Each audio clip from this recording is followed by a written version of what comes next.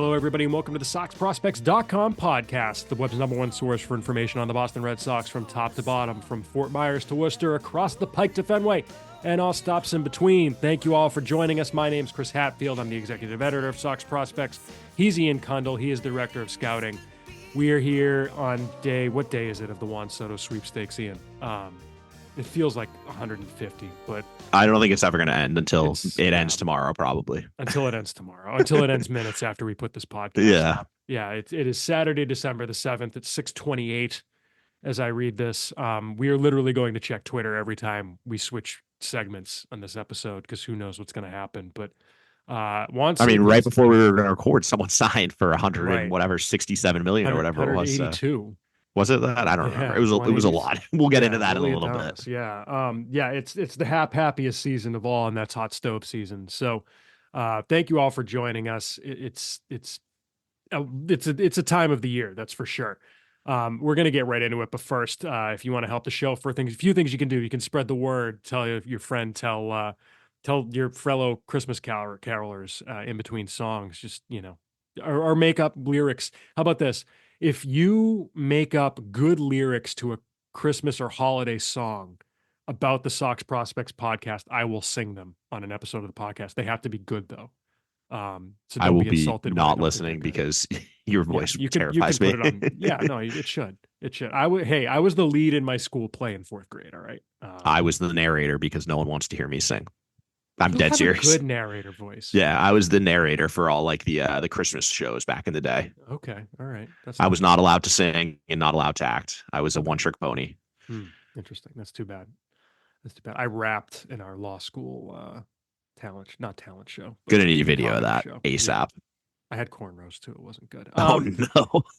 You can also help us out by rating and reviewing us on Apple Podcasts, iTunes, Spotify, and wherever it is that you listen. And of course, you can support us on patreon.com/SoxProspects and get some perks for your per episode support of the show. And of course, send your emails to podcast@SoxProspects.com because we want to talk about what you want to hear about. And we've got a few of those that we'll get to at the end of the show. But Ian, let's jump right in to the hot stove. Lot going on. I need the hot stove to warm my hands after doing Christmas lights today. Let's jump into Juan Soto because that's what everyone is on edge about. We've got it's more stressful than I expected it to be. All kinds of clout chase. Well, it's because it does feel like the Red Sox have an actual shot. This is what it felt like prior to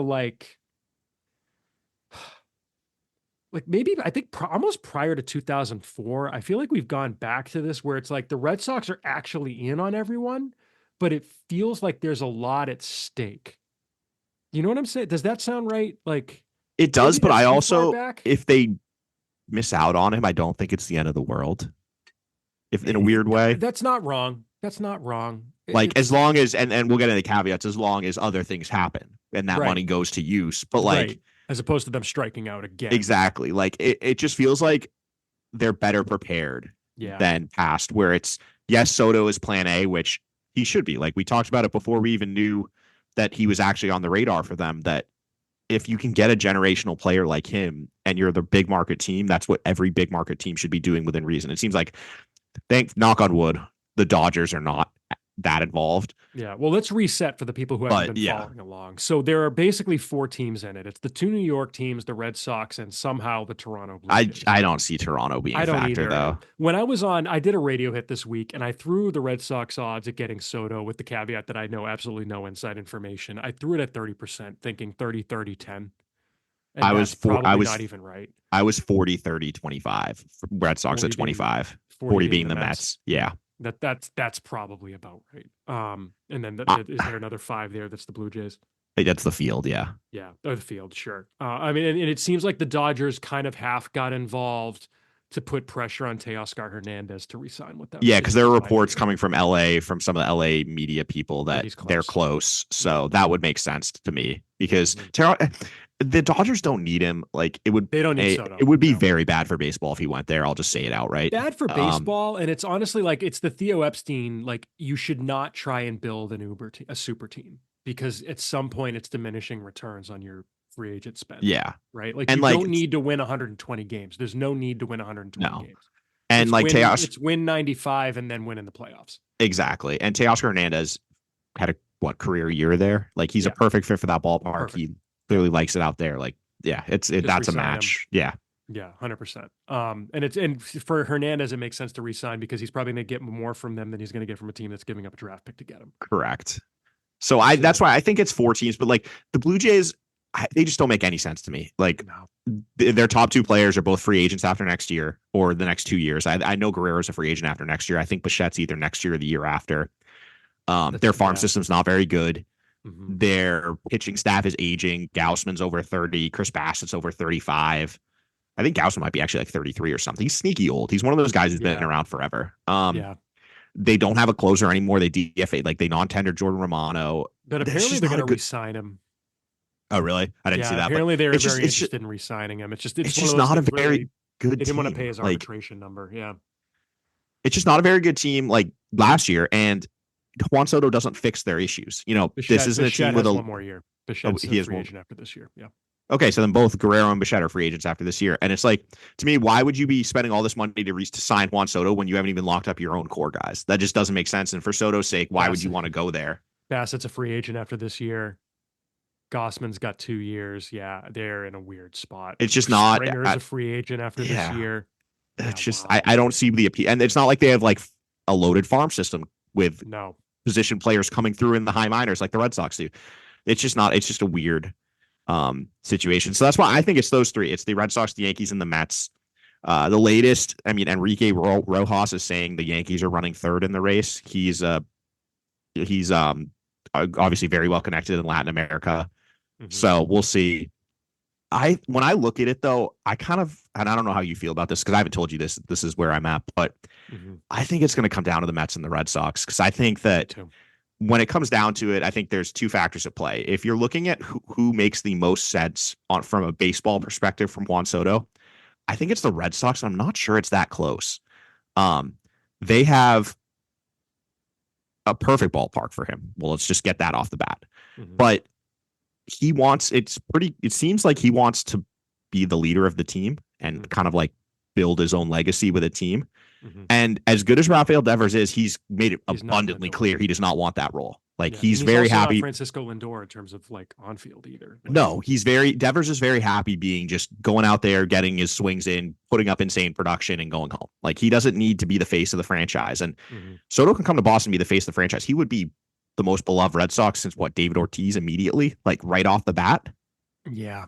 The Red Sox. Because when's the last time they signed a free agent of that caliber? Manny Ramirez? Or do you count JD Martinez? No, like that was absolutely not. So I would say Manny, because like I remember the Manny sweepstakes were insane back in what was that? 04, 03? Because all the other big guys they got were trades.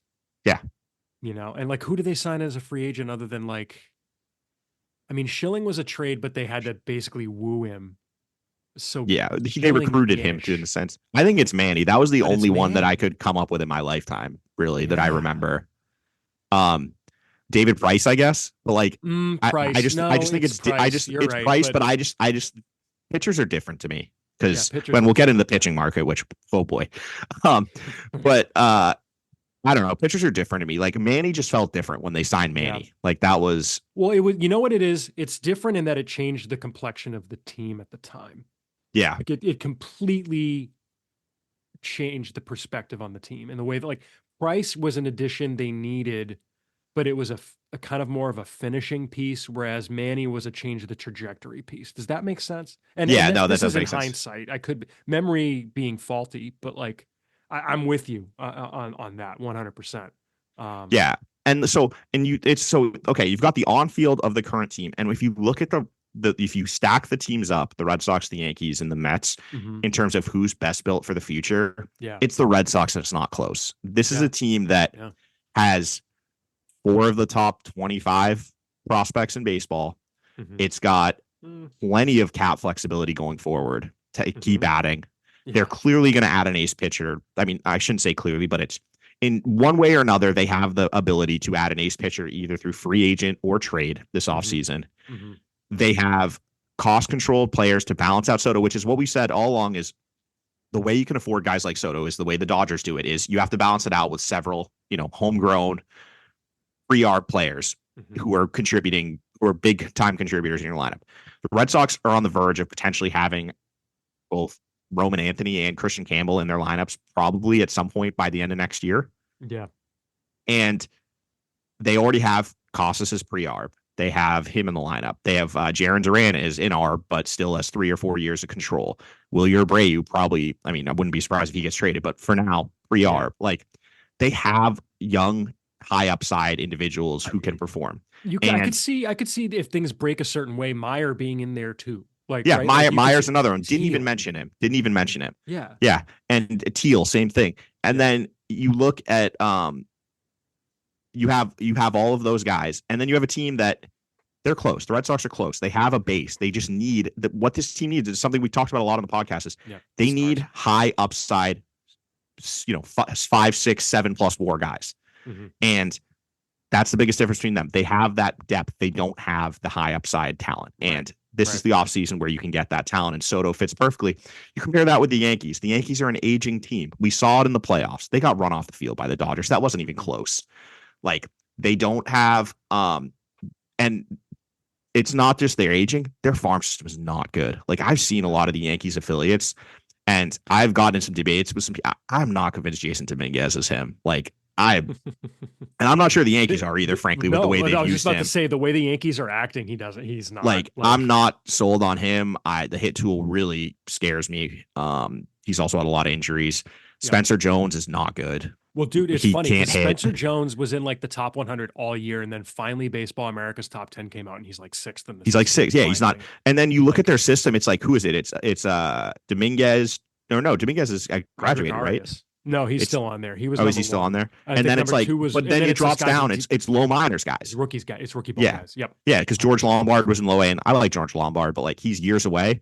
Yeah. This is not a team and they're already committed to so much money with Cole, Rodon, Stanton, and Judge. That's just not a team that's going to age well. And I don't know how you fix it, because the Yankees are going to spend money, but they do operate with a cap. It's not like the Mets. And that's where the Mets are tricky is. At the end of the day, Steve Cohen is richer than everyone but the Dodgers, or he might be richer than the Dodgers owners. The Dodgers and the Mets are playing on one plane, and everyone else exactly. And the Mets had a great season last year. They have some major question marks. Like, who's going to hit behind him? Pete Alonso is a free agent. I would assume if they're going to sign Ohtani, you're just going to re-sign Alonso too. I mean, sorry, not Ohtani, excuse me, Soto. But like, that's not a guarantee. And the Mets farm system is it's fine. It's better than the Yankees, but it's not on the caliber of the Red Sox. And so when you look at just strictly baseball, and the other thing, the Lindor factor. Lindor is the face of that franchise, and for good reason. He should have been way closer in the MVP race, in my opinion, than he was. Well, it's just that Ohtani is generational. Like, it sucks. Like, in a normal season, Lindor probably wins the MVP because he had an incredible season, and you saw the impact he can have in the playoffs. His personality, the charisma, the way he connects with that city, the team, everything. Yeah, I love Lindor. But so Soto's going to go in there, and he's not going to be. It's going to be like a Kevin Durant, Steph Curry situation. Like, he's not going to go in there. It's not going to be his team. It's going to be Lindor's team. Yep. And for that, I just think baseball wise, and this isn't taking into account the other stuff. He grew up a Red Sox fan. He very close with David Ortiz. The Red Sox have a long history of Latin or Dominican, especially Dominican players, especially offensive players, like carrying this team, like Manny, David Ortiz, etc. Well, you could throw Pedro in there too. Pedro, yeah. But like, there's so many boxes that the Red Sox check, and the question, but the biggest wild card in this is Steve Cohen. If Steve Cohen's going to offer, 15,775, and the Red Sox will be like 15,725, and if Soto wants to take the money, I wouldn't blame him. Like, no. And plus you add the factor of playing in New York versus playing in Boston. That does matter. Playing in New York, playing for the Mets, like, so I just think that ultimately, unless the Yankees do something crazy, and my thing is, if he wanted to go back to the Yankees, wouldn't he have already done it? You know what I mean? Yes and no. I mean, I think it's clear that, especially with a Boris client, he sets up like, here is how this player's free agency is going to play out, MLB teams. And it seems that's clear. That's what's happening right now. It's very much, looking at it from my line of work, it's almost like an RFP process where like they put out a request for proposals, narrowed down the suitors and are going back and forth with them in rounds. And it's like, okay, final round, get your best in finals in, and we're going to look at it this weekend. And it seems like there was one report that the Red Sox, I don't know if it was from a Heyman or someone like that, who you have to take with a grain of salt. Especially with Boris guys. But there was a report that the Red Sox asked for a meeting to be Oh no, like, that was Alex who was reported that that. Alex? Yeah, Okay. that was Alex. Okay. So then that's someone we trust. The Red Sox asked for a meeting to be like, look, we want a meeting where you tell us what it is going to take and we get this done. And it seems like the answer was no, which again, I don't think that's no because of like the Red Sox. I think that's a no of like, that's not how this is going to happen. And it's fine that you asked for that, but we're not going to do that because we want to maximize this process and how it's going to work. Right. And I get that. And it seems like the Red Sox are in, man. And it seems like they've got a lot of intangible things that could lead to him coming here that you just went through. It's just, is the money going to be there? I hope it is because I did a radio hit this week where they're like, would you really give him like that much money? It's like, yes, you are not going to get a chance to sign a player who can impact your team just for money in a long time after this. Like, who else is coming available? It's Guerrero next year. It's Vlad next year. But even he's not on the same scale, No. the same caliber of player as Soto. He's not. He really isn't. And it's like, if he had like, and look, he has like years in his past where like Soto has always been him, right? Yeah. Like Soto Guerrero had a year. Where was it? Was it 2 years ago or 3 years ago? Where he was not very good. He was not good. And like Soto, like even from day one, like Juan Soto is still the player who's hit the furthest home run I've seen in person in the minors. Like I saw, like when I saw him in Potomac, when he was in high A, the year he debuted in the majors, which is mind blowing. And it's not like this was April. Like he was in high A in like May or June and got to the majors that year. Like think about what Christian Campbell did this year. Imagine if he'd gotten to the majors in like late August. That's what Juan Soto did, right? And not as a college draftee. Like, and he's been great ever since he got to the majors. Like, and everyone's like, oh, but he's not a Gold Glove. Well, I mean, he was a Gold Glove finalist, but whatever. Like, he's not really that great on defense. Who cares? He's a generational hitter. You are putting him in pen at like 2 or 3 for the next 10 years in your lineup. Like this is an anchor for your lineup for the next 10 years. Guys this young don't hit free agency who are this good. You go get that guy when he's out there. I'm fine with giving him the bag.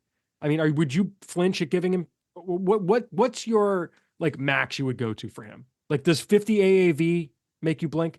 No. If they go 15-7-25, fine. Like yeah.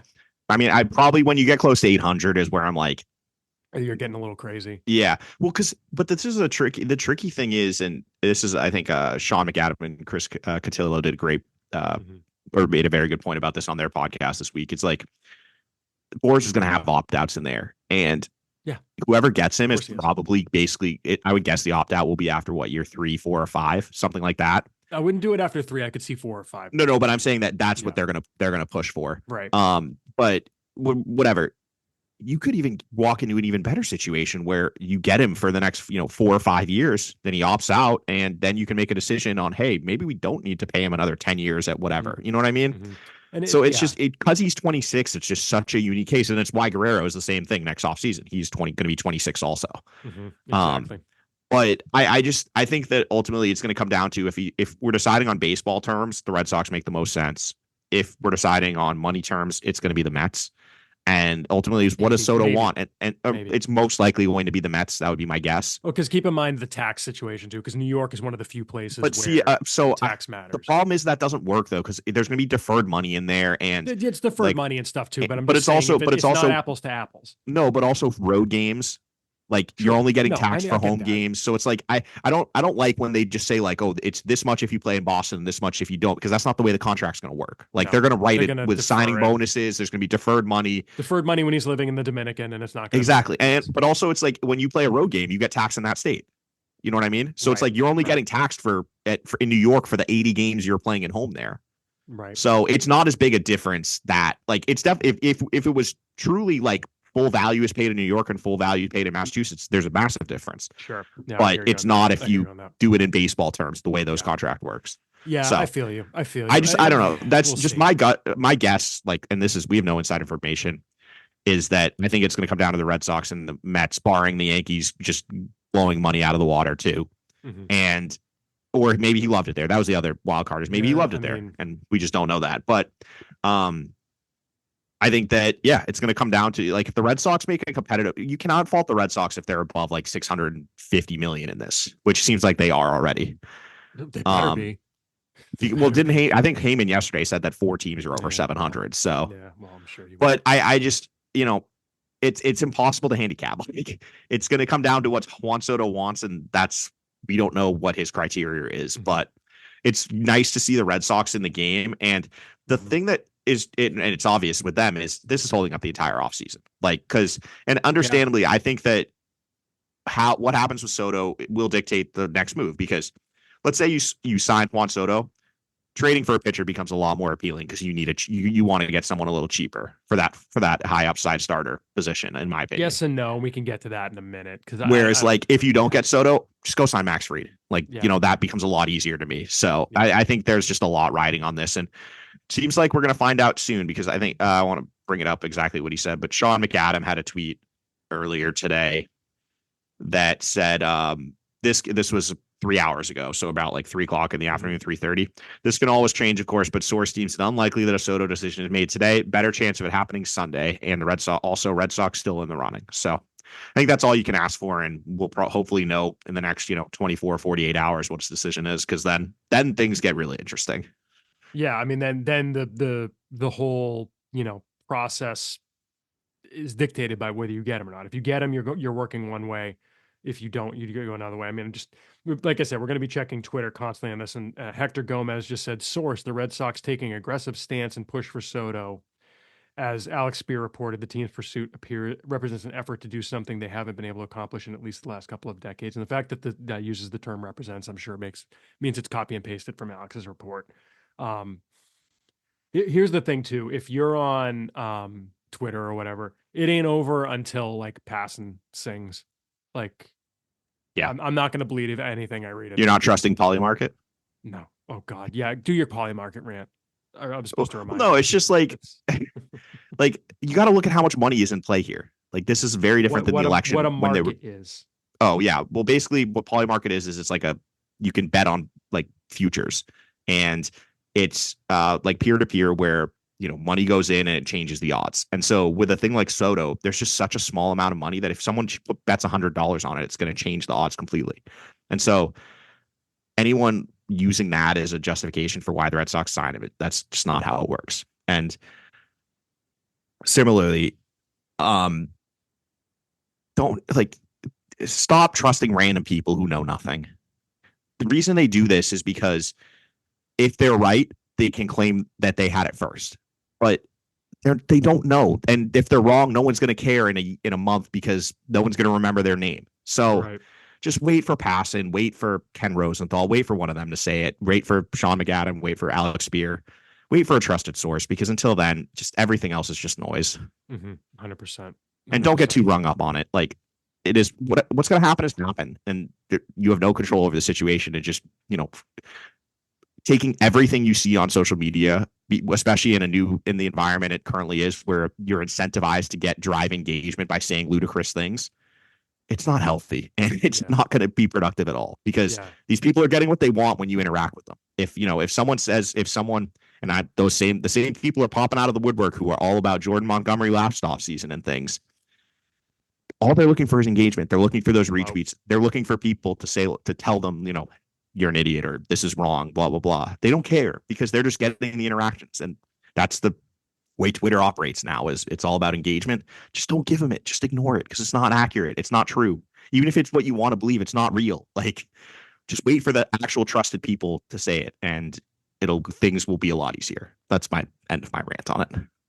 Love it. I love it. That it on Soto for now until there's news. Is there any? I don't see any. No, nothing. All right. Moving along, the Red Sox did have a signing. They signed a player, Ian. This past week, the Red Sox signed Aroldis Chapman, left-handed relief pitcher, most recently with the Pittsburgh Pirates, to, what was it, 1 year, 10, I don't even have it up. 10.75 with like million. they can go up to 11. Ours goes to 11. Aroldis Chapman. Yeah. I'm not thrilled that he's a Boston Red Sox as a fan. Look, I mean, if you're unaware, what year was it? 2015, Ian? The It was after the Mets 2015 organization? season, so After it the was 2015 December, season, or well, in the it year was of after the 2015, yeah. in the calendar year 2015. He was there was a domestic incident.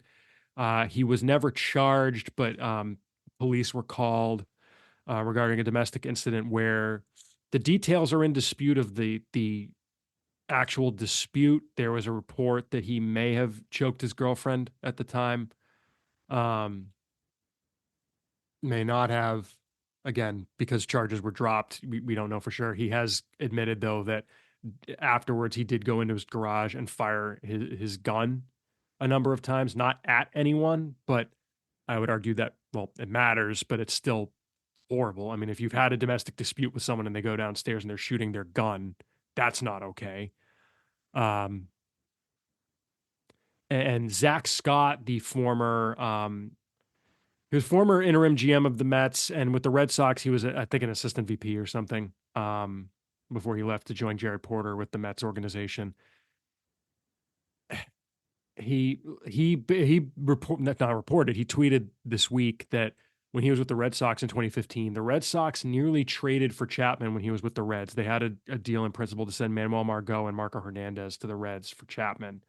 But in doing their background, they had a source with Miami PD who informed them of the incident, and they actually informed.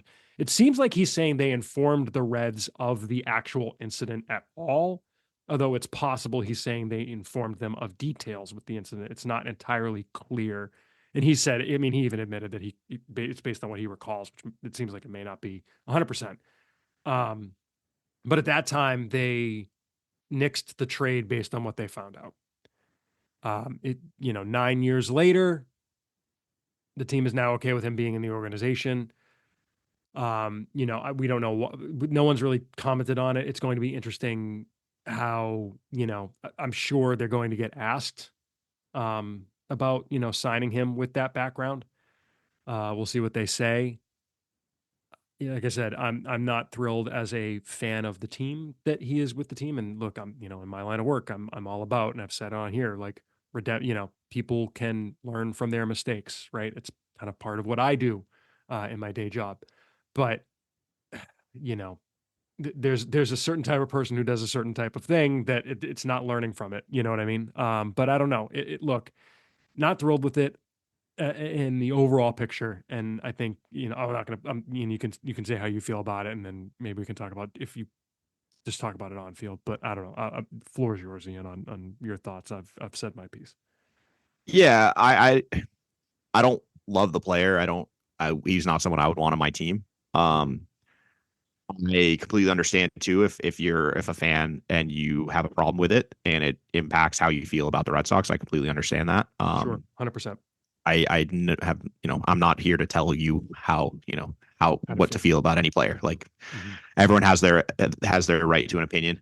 I think that from that perspective, I would have avoided it because I think that this is the they've Red Sox have had some lumps over the last few years when it comes Matt to Dermody. stuff. Yeah, Matt Dermody, and obviously it's not a similar situation to this with domestic violence. I think they've been pretty consistent. Like Stephen Wright was gone immediately, if I remember correctly, or I think was he got he? suspended. I don't think he was gone immediately. I'll But double check. I'll double check on okay. that. But like Brainer Bonusy, another example with it's in the minors, but he's obviously been let go since the incident happened, Yeah, whatever it and was. and based on what I've heard off the record, I don't think he's ever going to play in the majors or go to Yeah. a major league So team again. His career, like his career as a I side is over.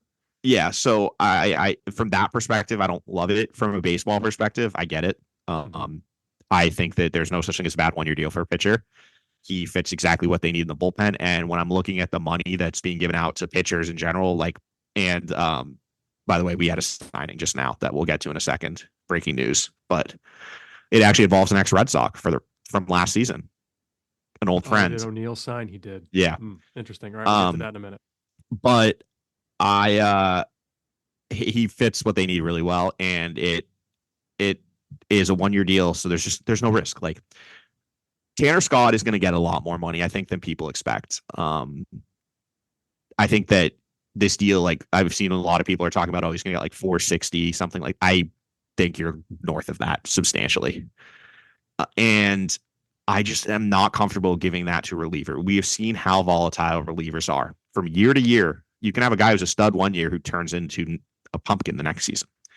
And I think that the way the Red Sox are setting up their bullpen is pretty much like the ideal way, which is high price guys at the back end on short term contracts, veteran types, and then have a bunch of controllable optional guys for depth that you can bring up and down, find the guys who are pitching well, and then ride them. And the Red Sox bullpen is set up like that. Like, biggest complaint I had with what they had last season was left-handed. Their left-handed pitchers did not miss bats, they did not throw hard, and they just weren't very good. Like, Bernardino had his nice stretches, but there's just no consistency there. And I understand Chapman is volatile. Like, he's gonna give up some hard contact. He's gonna walk a ton of guys, but he also had like an XBA of 165, which was in the 99th percentile last year. He throws 99 miles an hour. He had a 99 percentile K rate at 37.1%. Those are all things the Red Sox really need. And on a 1-year deal, and you look at him, what they've done now with him and Justin Wilson as your top two lefties, they have two lefties who throw mid to high 90s between those two. Like, that's what you want in this bullpen. And from the baseball perspective, yeah, I think it's a perfect fit, and the money's fine. Like, Clay Holmes just got 3 years for basically 13 a year. I'd much rather have Chapman on the field on a 1-year deal. And that's why I think that it makes sense that that's the route they're going, is, get those 1-year deals for veterans, mix in the cheap guys like Luis Guerrero. You'll have Garrett Whitlock coming back next year, ideally, Justin Slayton. Like, they have the makings of they're building what could be a really good bullpen. And so from that perspective, I completely understand why they did it. I still wouldn't have done it because of the other stuff, but I get why they did. And I think that on field, it's a very good fit for them. Yeah. I mean, you hate to do that separation, but this is what we do, right? Yeah, he was the second best left-handed reliever available, and the other one in Tanner Scott. Well, I had thought, like I think we all kind of thought it was, inevitable that he was going to sign with the Red Sox, but like, the more I think about it, like a 3, 4, 5-year deal for a reliever, man, like, not into it. So like you said, 1-year deals, give me all of the 1-year deals, right? Like, yeah, I mean, and there's like, it's just it's someone very smart. Just there's no such thing as a bad 1-year deal for a pitcher. Like, it's simple, and it's why, like, I complete, like, who is it? The Justin Wilson thing. Same thing I said there. Like, that's just how I view with these relievers. There's relievers have turned, and I don't know what it is. Maybe it's overuse. Is it the game? I don't know what it is. Yeah. It just feels like that relievers are way more volatile than they were in past seasons. Yeah. Well, when this came up is we recently rejiggered so we have this, like, an explanation of the scouting scale we use on the website. And in it, we give examples of players who fit in each kind of bucket, like what a 70 hitter is, what a 70 pitcher is. And one way you do it, there's no such thing as a 70 reliever. There isn't, because they just don't pitch enough to have that kind of value. But when we were trying to find a 60 pitcher, like a 60 relief pitcher, like, it was hard because guys don't get like, if you're using a wins above replacement scale, it's hard to find a guy that fits that bucket that is the same worth as a hitter or pitcher, just because there's so much year-to-year volatility between injuries, performance, like the sample size. If you have a few bad outings, it throws all of your numbers off. Like, it was tough to find like a 55 like good example of a reliever who's that year in and year out. So I think a really good way to visualize this is, or just think about it, is I'm looking at on Fangraphs the top 10 pitchers or relievers only in WAR the last 2 seasons. So that you're doing like as reliever split. Correct, as a reliever. How many pitchers do you think are in both? Are in both what? Oh, in both top 10. Who were in the top 10 in WAR in 2023 and 2024? 2. Yeah, I think that's right. Oh no, it's actually 1. It's 1. Yeah, it's 1. It's Class A. Oh, yeah, Class A. Who, like, disintegrated in the playoffs. Yeah. Right? But yeah, like, that's like I think that just shows the volatility, though. Like, sure, that's exactly. There's one guy. Actually, I'm going to expand it out to 20. Can you talk for a second while I do this? Yeah. Okay. Well, I mean, here's the other way to look at it is, like, I've got the Fangraphs roster resource free agent tracker up, and I'm sorting by, like, the crowdsourced median total value of the contract, right? And the top reliever on that list is, of course, Tanner Scott, who they project at 336, which he's clearly asking for more right now. He's projected in 2025 to be worth less than one win above replacement. The next one up is Jeff Hoffman, projected for 330, who again is projected for 0.9 WAR, both of them 0.9 F WAR. You have the next guy you have to go down to for a reliever. I mean, like Clay Holmes, they list as a starter now, and he's apparently going to the Mets for 3 years, 38 million, which I think is because they think they're going to try and start him. But he was, 1.8 WAR, which I think is probably adjusting for him being a starter. Carlos Estevez, 0.3 WAR. Like Kenley Jansen, 0.4. Where is Chapman? Is what I'm wondering. What did I just do? You're still there? Okay. Please tell me you're still there. Okay, good. Chapman projects for 0.8 WAR. Right? Like if that's the difference. And I mean, the other thing that I saw is like for everyone who's like, but Chapman walks everyone. Well, if you look at his numbers next to like Scott's numbers from last year, they are very close. And if Scott's going to be a 4-year deal and Chapman's a 1-year deal, again, looking just at on field, I get it. Like I get it on field alone. It's everything else that's the problem. So, which is not to be ignored, right? I kind of wonder when you look at if they go get one more guy, like, yeah, Jeff Hoffman would be great, but like if you can get David Robertson on a 1-year deal, I'd rather David Robertson on the 1-year deal. Bring back Chris Martin for 1 year. I don't love multiple year deals for relievers right now. I mean, look at what happened with the Matt Barnes deal, right? Like, so I don't know. Have I stalled long enough for you, or do you have the list up, Ian? You need one more minute. Okay. Well, yeah. I mean, the pitching market is going to be wild too. We're going to talk about that in a second. But just there's the Blake Snell deal. It seems like the Red Sox were in on Clay Holmes is the other thing that's interesting. Who signed with the Mets apparently today, 3 years, 38 million. That's interesting. I'm very curious what they were going to use Holmes for. Were they going to use him in the bullpen or try and convert him to starting? That'll be interesting to hear what comes out on that in the next few days, because it was reported that the Red Sox were in on him and were interested, which is not surprising. They were also interested in him when he got traded to the Yankees, we heard. So not surprising they had interest in him as a free agent. It turns out that we heard the Red Sox were also interested in Shane Bieber, which I think is interesting, which we can talk about a little bit in a second. But Ian, are you good? What are we looking at here? So you're pulling up the top 20. Yeah, I was just pulling up the top 30. Okay. And between this is 2023 to 2020 and 2024. Okay. So the only guys who appear on both lists are Class A. Yeah, so there's actually one. The Clay Holmes is on there. Yep. Class A, obviously. Kenley? Then Jeff Hoffman, who you talked about, just Hader. Yep. Oh wait, no, Hader. Excuse me, Hader is not on it because Hader was not worth that last season. So it's so what's that? So it's Hoffman. What does 30 go down to, by the way, in terms of FWAR? 1.2 or something. Is it? Yeah, 1.2. Okay. Yeah. So Hader's not on there actually. So it's Hoffman, Class A, Clay Holmes, and then Tanner Scott. So it's 4 guys. Okay.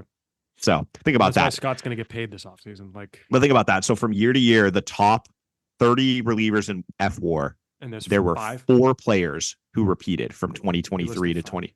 Did I list 5? Okay, sorry, 5 players. It was Class A, Scott, Holmes, Hoffman.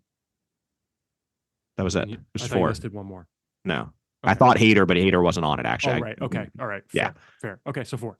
So 4 players, though. Think about that. That's how volatile relievers are. And this is, we're just talking about just being above 1.2 FWAR for a reliever. That's crazy. So I just think that with how much volatility there is, 1-year deals are much preferred to giving, Tanner Scott 5 for 75 or whatever he's going to get. I just, I from that perspective, it makes total sense. Yep, 100%.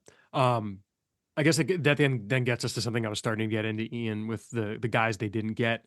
Some guys the Red Sox have. Well, should we just do the breaking news quickly? Okay, yeah. The breaking news is that Tyler O'Neill is apparently going to Baltimore. Yeah, it's an interesting one. Which is, because it's funny because I saw the other day and it made sense. It's like, why isn't Baltimore in on Soto? Well, we know why. They're not going to spend that money. Yeah, I guess. I guess if they've got this new owner with money, but I guess not. Baltimore is signing Tyler O'Neill for 3 years, 49.5 million, which is right about, the median crowdsource on Fangraphs was 351. So right about there. And it kind of shows why the Red Sox didn't give him a QO, because he probably accepts it. Yeah. Well, because the QO would have been 21 million. So that's right. basically, So it would have been, more than what, so he's going to make what, like 16 and change this yeah, year? 16 and a half, 16. Yeah.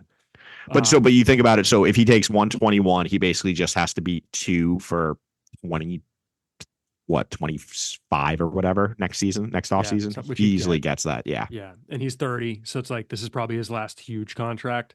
Yeah. So yeah, I mean, good for him for getting that deal with Baltimore, but he is, officially off the market.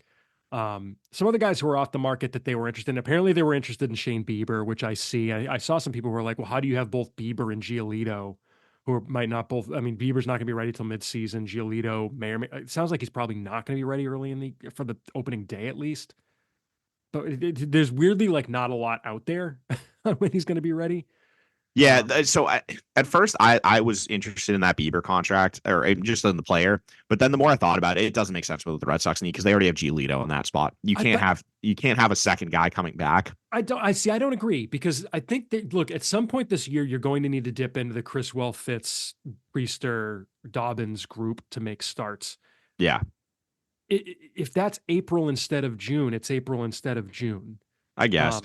I also, though, it was reported, I think, that he turned down more money elsewhere. So I do wonder if they. Is probably the Red Sox. I wonder if they offered more, and he was just like, "I'd rather stay in Cleveland," which is he knows that area, so obviously, like, completely. And the way that. his 2-year deal is set up, if he comes in this year, it's a 1-year deal. It's a 1-year deal. If he shoves the last 3 months of the year, then he's gonna.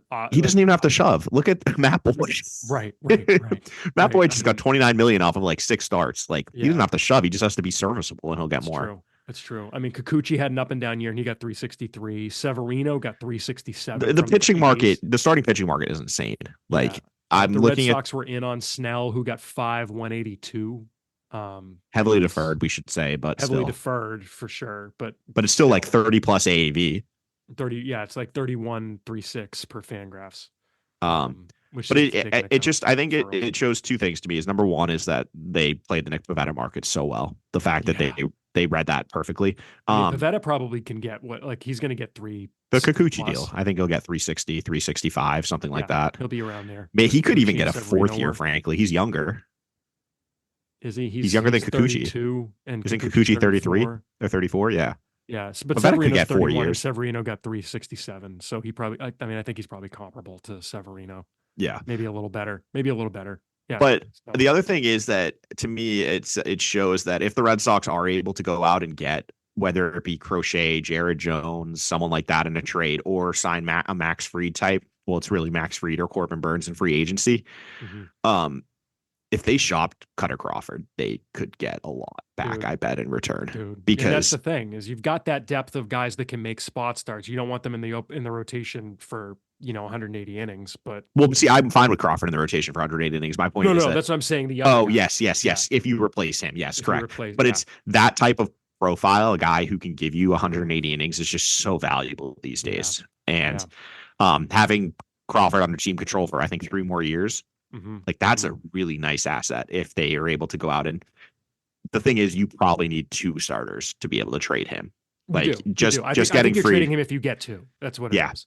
Because if they get the one, it's say they get because that's the thing. It's like when you hear that they are interested in a Shane Bieber, it tells me they're interested in signing 2 starting pitchers or acquiring 2 starting pitchers. Yeah, Shane Bieber is not your headliner.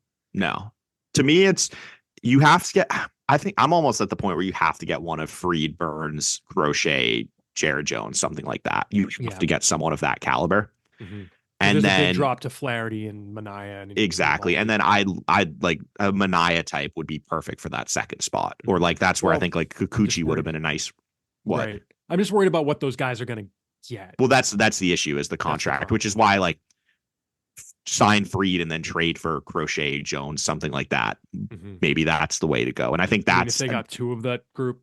Now I wonder if that's the pivot though. If you don't get Soto, I think if you get Soto, it's one top of the line guy, and then you're looking further down. Maybe you're not even shopping in the Manaea, Flaherty, Eovaldi tier. You're finding like the Seth Lugo, who you can turn it, who you think you can elevate. Like you're looking at a Heaney Quintana, someone you can elevate. Yeah. Trevor Williams type. I don't know. Scherzer's I feel like interesting. they've had interest in before. He just strikes me as someone who kind He's of just so he's so unreliable. volatile, but the stuff is so nasty when I it's on. know. But Uncle Charlie is probably not a good fit because of the age. yeah, but I think that How that's Gibson's interesting. yeah. Eh. I don't know.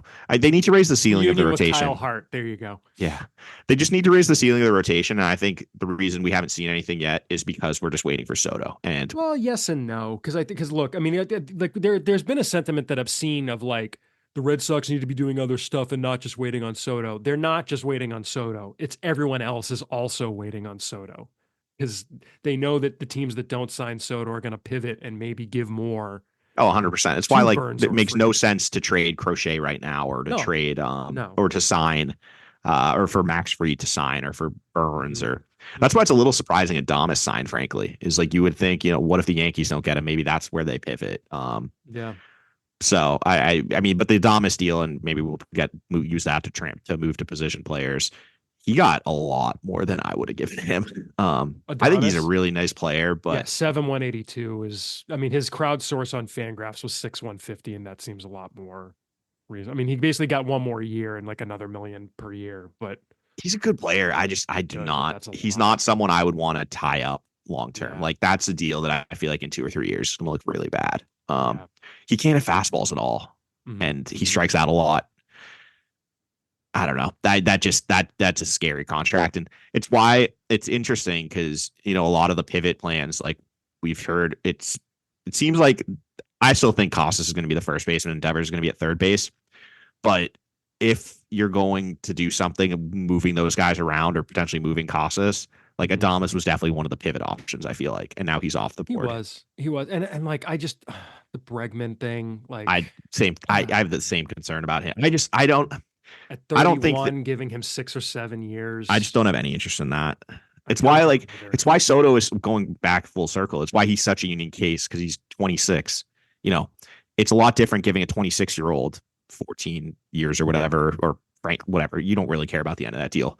You're Mhm. getting the prime. With guys like Bregman, Adames, you're paying for maybe one prime year, two prime years at Yeah. most. And then you're having 5 years where you're like, ugh, Here's where I after am that. on the moving Devers off third base options. It's if you are going to push all your chips in and go trade for like Vlad to extend him, or even like to just ride out the 1 year with the better shot at re-signing him. If you get Soto and you're like, okay, we are pushing to win the damn worlds, get the flag this year, right? Then maybe okay, I can kind of see it. Or if you can find a way to unload um Yoshida that makes sense, right? That you're not like including a really good prospect just to move him. Well, and I think actually on that, there was an interesting note today that I can't remember who had it, but maybe Ken Rosenthal or someone, I think it was him, had a note that basically, like, the Cardinals have accepted that to move Arenado, they're going to have to either take a ton of salary on, take a bad contract back, or include prospects. Yeah, I guess And Arenado would be Arenado is a different. far more valuable piece Yeah, than Yoshida, but I just think it shows that to move off Yoshida is going to be they're gonna pricey. have to pay the whole thing or give up a really good like you're talking using like um Arias or someone. I was going to say like a top 10 to 12 ish prospect, probably I top mean, 15 at worst lowest. Yeah. like I don't know that Dobbins moves the needle enough. Like I could see like Well, maybe it does if you eat some money also, but that's my point, is like Arenado has value still. He's a really good right. defender at third base. Arenado's The someone bat's I also fine. wouldn't mind acquiring either if you can use Yoshida to deal with the money thing, Yeah, right? but if you're getting Arenado, there's no value in playing him at first base. Like, his No, no, value no, comes at no. You're third base. playing him at third. Like the idea Yeah. of Arenado playing anywhere but third base is insane. Well, and the thing is, if you get Soto, I don't think you want Devers moving off third base anytime soon, because you probably want Soto DHing some of the time also. So it's like, Do you? Yeah. I mean, I like don't mind Devers at DH. Like for everything no, I've I seen with don't. Devers at third, I'm not out at Devers at third like some people are. I think getting a steady shortstop next to him is going to matter so much, as we've been It saying. does. We've seen that the numbers back it up. When he has We've Story next to him, he's a we've said fringy it to average for defender, which is fine. years. Yeah. Yes, it's fine. But like, I don't mind a lineup which is Devers at DH, Arenado at third base, like super lineup where it, and I think that's the situation. I think that they are looking into those options. And this is the other point I was going to make is if they whiff on Burns and Fried and Crochet, right? You did not get one of those top of the market guys. Then you just push in on your lineup being just devastating, right? And you go get like some like Flaherty or something to be your top pitching acquisition, and you get someone from lower in the market, and then you just, you're a lineup first team, and like you find another way to improve the rotation in a future season. Ugh, that terrifies me though, It just because the terrifies way me the too. org is I think that's like constructed, plan you C or need D. the way the org is constructed, you need to add high end pitching, and Yeah, the only because way they you're have doing the that is hitting trade or coming. free agent. They have the hitting coming. That I don't like. Other than Soto, I'm not sure there's a position player I'm that enthused about that I would want to give a ton of money to. Yeah, to Like give the they bag to. need to Yeah, hit. They need to get a right-handed hitting outfielder. Don't get me wrong. If they don't yeah, get Soto, if they get Soto, I don't think they need right-handed hitting outfielder because no, I think that just works itself out. Like yep, because Soto uh, hits left-handers, so who Soto cares? hits lefties. Abreu is probably going to get dealt in some move for a pitcher, Yep, and um, I'm fine with like if you have six lefties, like whatever. It doesn't. yeah, I don't. When one of them, when Juan Soto's one of them, especially with Campbell's coming up, and I still think there's a pretty good chance he could be the opening day second baseman. He's a righty. Anthony doesn't have platoon splits, so I'm not worried about that. mm-hmm. Like Yeah, the guy's Campbell's where my coming. money is on the second baseman. I mean, I like the other option that you mentioned of signing Alonso to before we recorded of Yeah, signing Alonso to DH. I don't that need that that. that's the one pivot that is interesting to me is if they miss on Soto because Mm-hmm.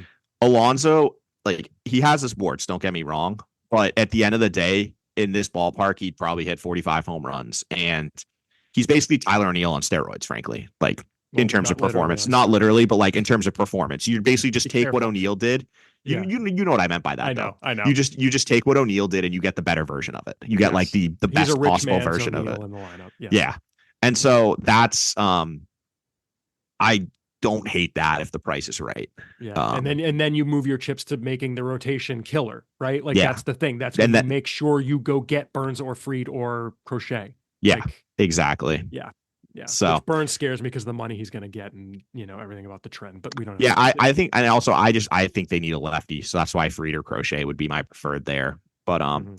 it's all gonna it's fascinating. Like I mean, think about the names we've talked about on this show so far. It just shows that there's so many balls up in the air right now, and just everything is in play. And it's just kind of it's exciting, but it's also like it's a little nerve wracking because you just don't know. There's so many different routes this offseason could go, and we should find out the first big domino hopefully in the next 24 48 hours. Gosh, I hope so. I just needed to focus on my life outside of this. All right. I think that's good for the hot stove market. Should we just get? I think we've got emails at this point, right, Ian? Because there's Don't some want to stuff we're talk going to about talk Nate. about. You don't want to talk about Nate Eaton. No, we already talked about him. Did we? I It's don't official remember. now, right? Yeah, I know. Quote That's the unquote talked about him. because I was trying to think because I don't think anything else has happened. Like, did with Campbell and Mata was before we recorded. They're now Yeah, back, I guess, unofficially, Isaiah officially. Campbell, not Christian, but Yeah, yes, yeah, Isaiah Campbell that's and Brian Mata. Did we know they were coming back when we last recorded? I yes, don't think so. Oh, did yeah, we? no, we Okay, did, we yeah, did. Yep, yeah. Then there's nothing has happened. So nope. yeah, Yeah, it doesn't look like there's nothing new. nothing new has happened. Yeah, No. Okay. All right, cool. Moving on to emails again. It's podcast@soxprospects.com. We want to talk about what you all want to hear about. Our first question, Ian, is from Alex, who says, "Hey guys, I was curious about Marcelo Meyer and what his realistic ceiling is. I think about how they have Story for 3 more years and a log jam at middle infield, which I'm thinking he means including Christian Campbell there and Vaughn Grissom and what have you. Of the big four, he feels like he might make the most sense in a trade for someone like Crochet. It's hard to know how to feel about this without really knowing who he projects to be. If there's a chance that he can be a Carlos Correa level player, I'd much rather keep him as opposed to him being a guy who's carried by his high floor, but only projects to be, for example, Brandon Crawford. Is there any insight into how the Red Sox likely view him internally? Would love to hear your thoughts and also what path he has to playing within the next 3 years on the big league roster if he stays. All right, thanks for the email, Alex. I think there's a lot of things we can talk about there, Ian, and to unpack. I think the one point before I toss to that, I'll say I do think he's a slight step, and this is why we grade him the way we do. Again, you can look at the website. We talked about it last week.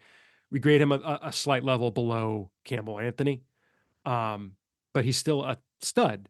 As we said, if he's your top prospect, you're not a bad system.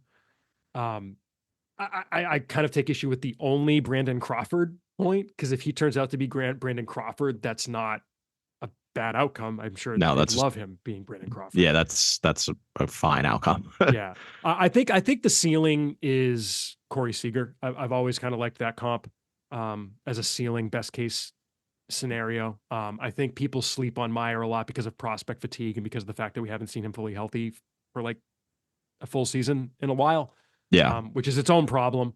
But I think a healthy Marcelo Meyer, fully engaged, fully, ready to roll, can be Corey Seager. But if he turns into Brandon Crawford, super. What say you? Yeah, I mean, I think that he's like the realistic ceiling is an everyday player. I think that what kind of separates him from the top two in the system is just he's got a couple more warts or kind of questions that he has to answer. He's never really hit lefties in his minor league career. He's never really hit spin and like little things, elevated chase rate that we've talked about. Doesn't see he's pretty aggressive. Like it's little things, but when you're talking about guys that good, you have to nitpick. And I think that there's just a little more to nitpick with him, and that doesn't even take into account the injury stuff. So, I think there's definitely a path to a regular. It's just a question of you got to see it at some point. It's fun to dream on, and you can definitely see the tools and flashes, but you need consistency. You need him to go out there and play 120 games in a season and show that type of performance that backs that up. And I think that's the part that's missing so far, is we just haven't seen that yet. 100%. And I don't. We've talked about this before. I don't want him in a Crochet deal. Personally. No, that's the Crochet package. If it gets above like a Abreu, a non-big four or non-top five prospects, if you're having to include like, but they're not going to want it. He's not. He doesn't work. Is the thing. No, if you're going to be if they're asking for like Meyer, Abreu, and like Arias, I would be like, or Casas, or what was the one that was suggested? I can't remember. Wasn't there it was like one? It was Abreu, Casas, and Wong. No, it's Abreu, Casas, and Wong. Floated? Yeah, I was just like, come on. No. Oh, that was Fine Sand or whatever, right? Yeah. Or Jim Bowden or something. Yeah. Yeah, I think it was Bowden. I'm out on that move. Yeah. Yeah, but I mean, a good question. Our next question, Ian, is from Seamus. And Seamus has two questions that are related to rankings. First, he says, was there any conversation about Kyle Teal moving ahead of Marcelo Meyer? I feel pretty confident that Teal could be a starting catcher in the big leagues right now, with a decent chance of being a borderline all-star if he can tap into some power. With Meyer, while the ceiling is higher, he's not yet played at AAA, and it seems like his red flags have a greater chance of making him a, quote, bust, whether it's injuries or his platoon splits and size turning him into a platoon third baseman rather than an everyday shortstop. We'll get to the second question in a minute, but no conversation at all about it. Teal, I think you're kind of overvaluing Teal a little bit. I'm not confident that he can be a starting catcher in the big leagues right now. I think he's still got some things to learn. Not that he cannot learn them. No, and that's actually something I'm meant to bring up earlier, but I have no idea what they're going to do at catcher now, because no, that's right. We did mean to talk all about the top guys who the only guy left is Carson Kelly, basically. Yeah, like Higashioka, I would have done that deal in a heartbeat. I don't know about you, but which one? It was Higashioka with Texas. It was like even Jansen's deal I would have done. He'd got like 1.8 Yeah. Higashioka got 213.5 with I think a player option or a mutual option. Yeah, I'd have done either of those two. It's going to be really interesting because I agree with you. I don't think Teal's ready for opening day, and other than Carson Kelly, there's not a lot of like guys you would trust to play a decent amount or defense first. So catcher is going to be really interesting to see where they go with that. Teal being ready at the All-Star break is, I think, a best case scenario. Yeah, I wouldn't be surprised, frankly, if he's not ready until next season. Next season being 2026. Yeah. And that's that's not a bad thing. It's just catcher is really hard, and different. Teal's just inconsistent behind the plate, and it's the defense that he really needs to work on. Yep. But that is, though, with Teal, I think we talked about it when we did the rankings, but a lot of his value is tied up in being a catcher, and there's not as much impact potential as someone like Meyer has if Meyer reaches his ceiling. And I think that's the big separator is Teal's value. The reason he's in that range is because he's a catcher, but ultimately at the end of the day, he's probably more of, you're looking at like an average regular type, whereas Meyer has that ceiling. I'm not sure how high Teal's ceiling is compared to someone like Meyer. 100%. And the other question is, what about Noah Song, which I don't know if that's a joke or not.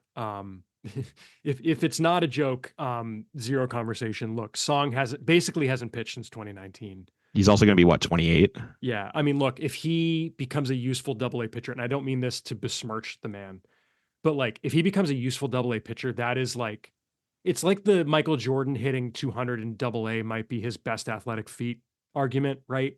Oh yeah, 100%. Like if Noah Song becomes a useful AA pitcher after basically not pitching for 5, 6 years, that would Yeah. be incredible. Yeah. Like, and I say that as like rooting for the guy and thinking, we had him as the number 4 prospect in the system at one point. Like he had all kinds Yeah. of talent. It's just the odds are so stacked against him at this point that like, Yeah. look, if he comes back and suddenly has it, we'll rank him. But like, he's Yeah. just not, I mean, you got to bring it's him not back as a taking him off reliever. the board because of his situation. It's like, he's not one of the top 60 prospects in the system right now. He just isn't. Our next question comes from Brian, who says, "Hey guys, happy holidays. With MLB.com releasing their top draft prospects in the lottery on Tuesday, December 10th, I want to ask who you guys would draft if the Red Sox somehow won the first overall pick.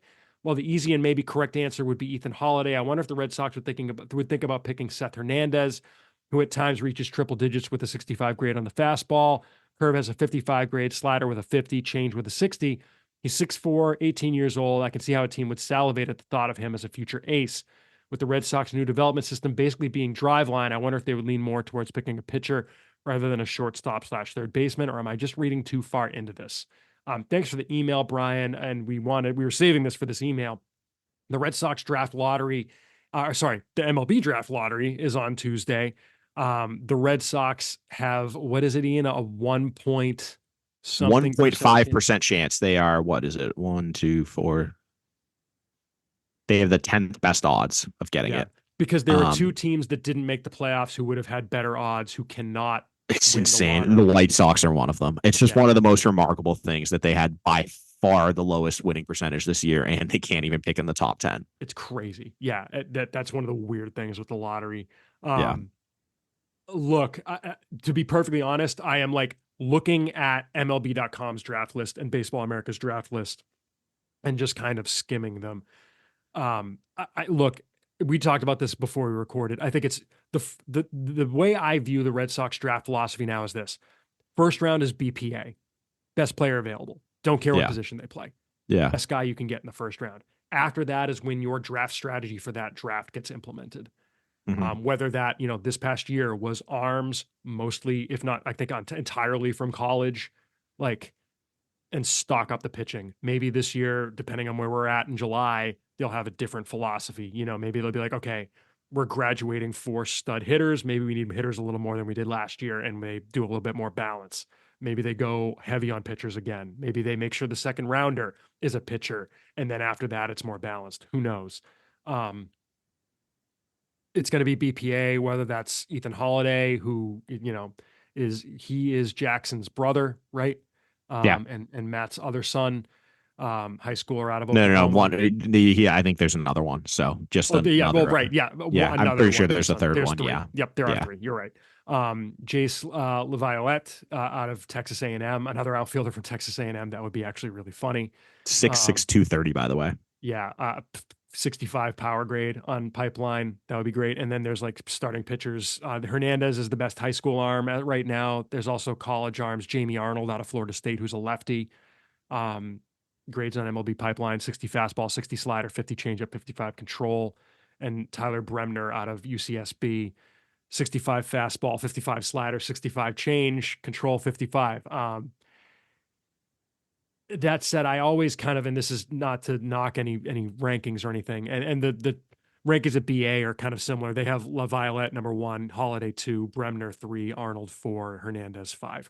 So they have the same top 5, and I don't think that they've updated as recently as they updated their rankings in September. To me, I just BPA. I don't know about you. I've kind of run with this again. It's just kind of look, if they think that's Holiday, take Holiday. Great. Look, yeah, they have other middle infielders. Yeah, they have other guys that play the infield, but it works itself out, man.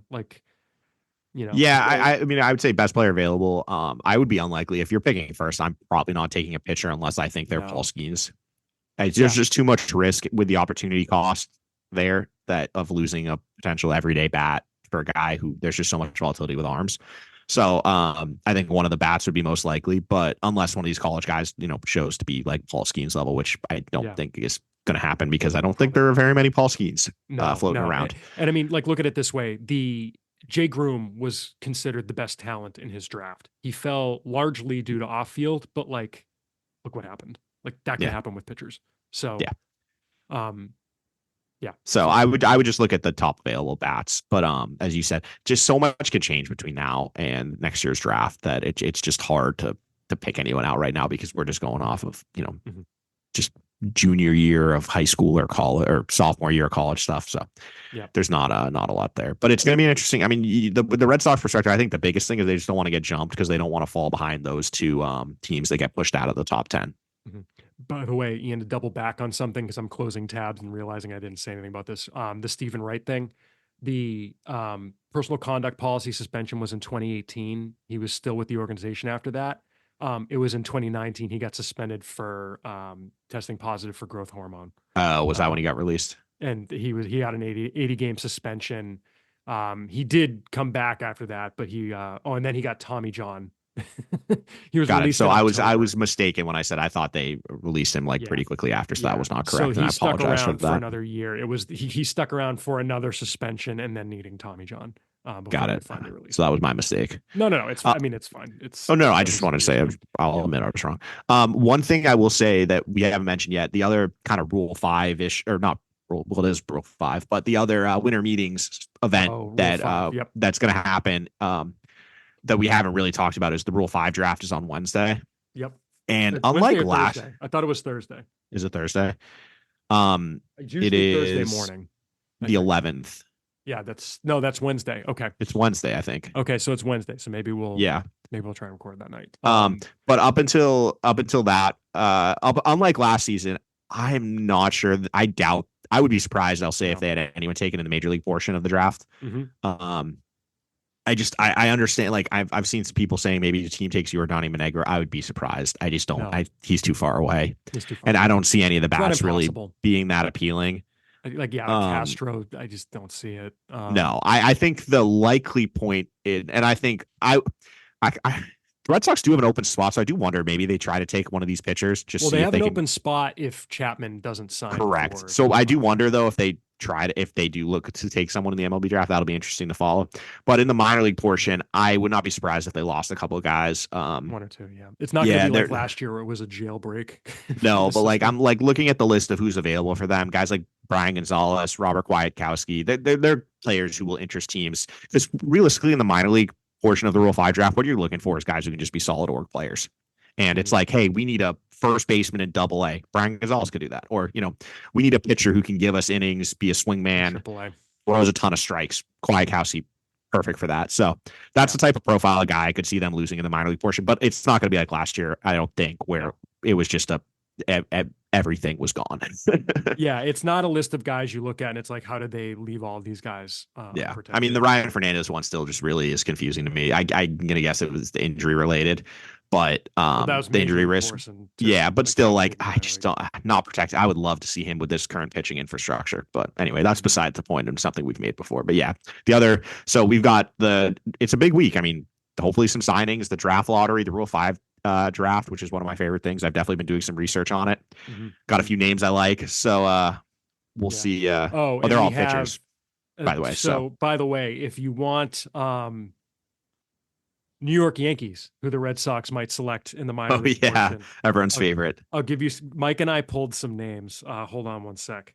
I got to pull up the thread. Well, here, let's do this last question. I'll come in afterwards. The last question we got is from Rajiv. He says, I was wondering how you guys would compare the projected offensive production of Roman Anthony to the projected offensive production for Tristan Casas prior to his MLB debut. Obviously, Anthony's the better prospect due to his potential defensive value, but I'm curious how you think they stack up solely offensively. Thanks. Which is a kind of a really good question. Like, the more I think about it, it's like, I think it's kind of close offensively. I think it's different profiles a little bit. To me, I think Casas has a little more power, like raw power. You think? But they might end up similar game power because Casas's hit tool, I think, is a little lower than Anthony's. I think Casas also has more swing and miss. That's the biggest thing to me. Anthony is someone who if you look at his like strikeout rates and whiff rates and everything, it's all been really good throughout his career. Whereas Costas has run like, 25, 30% strikeout rate in the big leagues. I think it was over 30% last year. 31.7. So I think that's the big difference is I think that Anthony has a slightly better hit tool than Costas, and there's less swing and miss in his game. But in terms of how hard they hit the ball, their approach, I think there's definitely some similarities there. Yep. I'm not finding this thread. I really want to put some names out there. Speaking of Costas, so Alex Spear just posted a new article. Okay. According to multiple major league sources, the Red Sox have been open to using Costas as a trade chip for pitching help. An executive for one American League club said the Sox offered Costas as a headliner and talks about one of the team's arms. Withholding Wilyer Abreu and the elite prospect group, Anthony Campbell Meyer, from the proposal. I just think it's interesting that they're withholding Abreu. That was what stood out to me in it. The Sox have also held discussions that didn't include Costas too. So, I mean, it seems like they're doing their due diligence, but I just think it's interesting that they're exploring seems everything. Pretty available. So, something to monitor. I don't think I would trade him, but it's hard to say without seeing what the deal is, frankly, whatever any deal turns into. So, it's going to be a really fascinating next few days. Did I stall long enough for you to find? And I cannot find it. Check my Twitter, and here we go. All right. So Yankees that I am looking at, here's some names to remember. Joel Mendez, Osiel Rodriguez, and Joel Valdez are, let's see, Valdez. You got any positions with them? Mike had a name. Mike's was Cam Eden. Cam Eden? Yeah. Eden. Eden. I believe. Yeah, I believe that was his name. He was he used to be with the Blue Jays. He's like a good athlete. Remind me to tweet that before Wednesday. Yeah, really good. Can run, good defender, like utility outfield type. More of like an org guy, but yeah, I mean they've done it every year, so it'd be very funny if they do it again. I hope they do. I really do too. All right, well that'll do it. That'll wrap it up. Thank you all for listening. Thanks to our producer Daniel Fox, of course. You can follow us on social media. The site is at Sox Prospects. You can follow Ian at Ian Cundall. That's IANCUNDALL, and you can follow me at SP Chris Hatfield. Thanks to the Ludlow Thieves for our intro and outro music. Listen to them wherever it is that you're listening to your tunes. By the way, if you use Tidal and you want a Christmas playlist, at me on social media.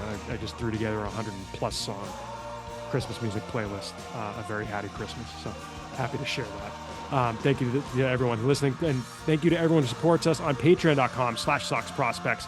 This episode, we want to thank Jeff Harwood, Dusty G, Michael Murphy, Pavel, Jordan Shabbat, Mike Kawano, Chris Boulier, Curtis Waltman, Michael Stewart, and Caleb Farron. Thank you all for your support. Thank you all for listening. We'll be back in your eardrums very soon, hopefully with some good news. Anything on X yet? Nope, Ian? nothing. No. I literally can't get Twitter to reload. Oh, there we go. Finally. All right, yeah, looks like nothing. Just Celtics. So we'll hopefully by the time this comes out, we're still good, and then we'll be back soon, potentially. Yeah. All right. Have a good next few days, everybody. Keep your fingers crossed.